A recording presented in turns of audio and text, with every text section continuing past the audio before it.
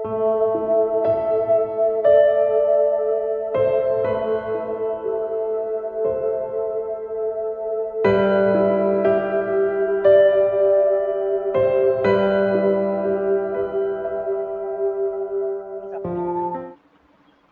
आश्रम से बाहर जाना का था। जैसे ही मैं अपने गेट पर पहुंचा, मुझसे 10 से 20 फीट दूरी पर वह बालिका बंडेगढ़ क्षेत्र की ओर से आ रही थी। जैसे ही मेरा जाना हुआ, शरीर पर ऊपरी वस्त्र था, नीचे कोई वस्त्र नहीं था। मैंने अपना ऊपरी वस्त्र उतार कर उसे दिया ताकि उसने अपना शरीर ढका। शरीर उसका पूरा ब्लीडिंग हो रहा था, मुंह से कुछ बोल नहीं पा रही थी, आंखें पूरी स्वेलिंग से भरी हुई थी। जैसे ही मैंने देखा, मेरा मन वहां से आगे जाने का हुआ नहीं। मैंने उसकी मदद करने के लिए तुरंत ही 100 नंबर पर कॉल किया।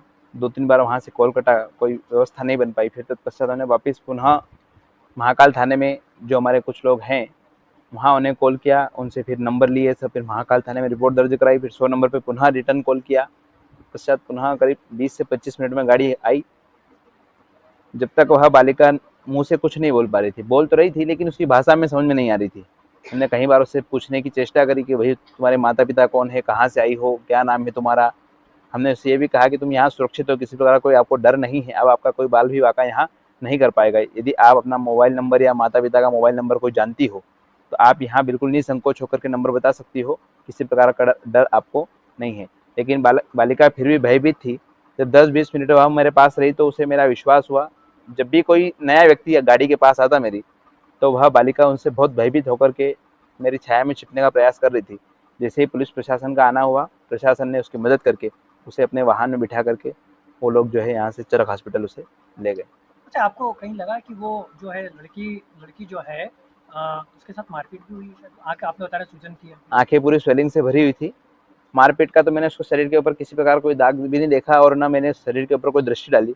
मेरा लक्ष्य सिर्फ उसकी मदद करने का था। मैंने उसे अपना वस्त्र, ऊपरी वस्त्र दिया नीचे ओढ़ने के लिए, नीचे पहनने के लिए। बाकी मैंने उसके शरीर पर किसी प्रकार का चोट का निशान नहीं देखा। आपने जब उसको पहली बार देखा, क्या वो बेहोश हो चुकी थी या फिर वो नहीं, मेरे चलते पास फिरते? बिल्कुल स्वस्थ थी, वो बोल भी रही थी, बातें भी कर रही थी। कहीं जाने के लिए बार बार किसी गांव का नाम, पूरी ऐसा उससे कुछ नाम बता रही थी।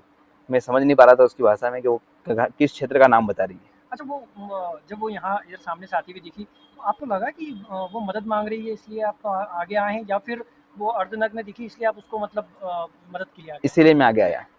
मदद मांग रही थी। हाँ, बाकी उसने मुझसे कोई ऐसा नहीं कहा कि आप मेरे को मदद करिए। जी।